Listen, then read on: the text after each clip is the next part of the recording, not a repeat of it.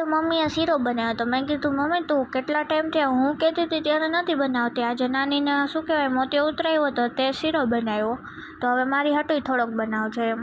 એટલા શીરામાં મારું કાંઈ પેટ બેટ ન ભરાય તો મેં તો મેગી બનાવી, કારણ કે મને ખાવી હતી મેગી.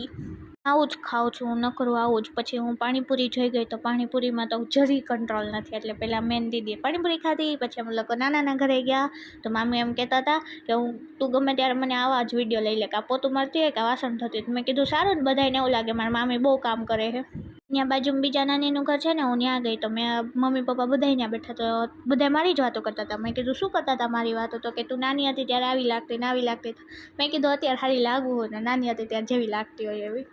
અમે લોકો બજારમાં ગયા હતા રિટર્નમાં, કારણ કે મારે નેલ આર્ટની થોડીક વસ્તુ લેવી હતી એટલે તો લઈને આવ્યા નેલ આર્ટની વસ્તુ.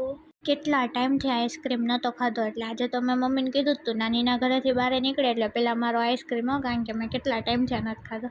તો આઈસ્ક્રીમ ખાધો બસ. આજ માટે આટલું જ. મળે કાલના બીજા મિની વ્લોગમાં. ટાટા બાય બાય, રાધે રાધે, જય માતાજી.